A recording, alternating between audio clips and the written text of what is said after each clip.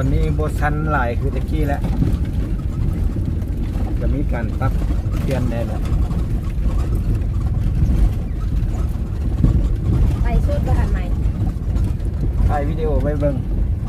เออ ให้ผู้บู โอ้ย บ่ได้มาเบิ่ง โอ้ยยังไม่หัวสั้นหัวก่อนตายแล้วเนาะ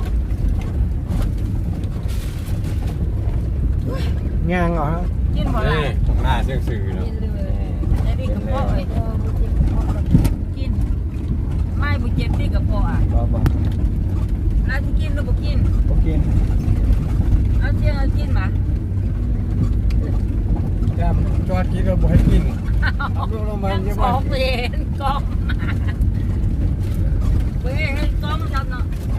โทษทางลงภูเก็ตเด้อทางร้านเชียงสื่อ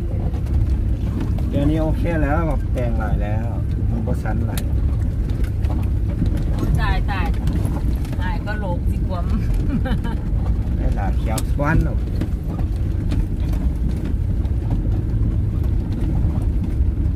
ใช้โซนว่ะไอ้พี่โบ้ไว้จ้ะ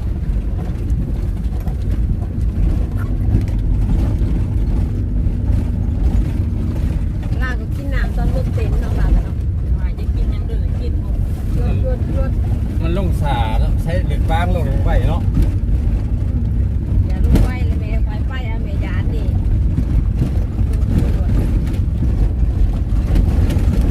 เอาไว้เลยก็ลากินหวานละนี่จ้ะ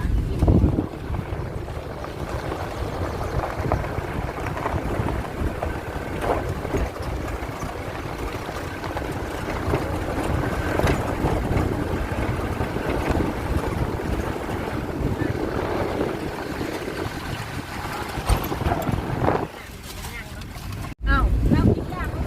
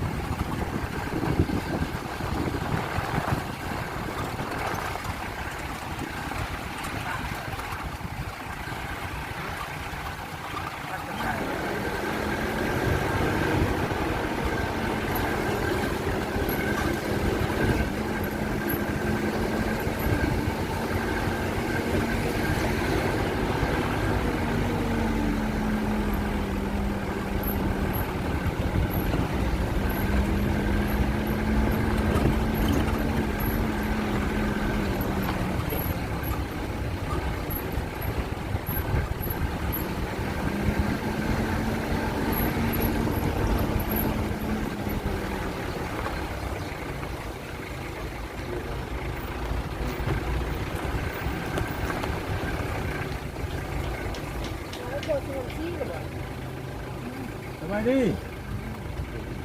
สบายดี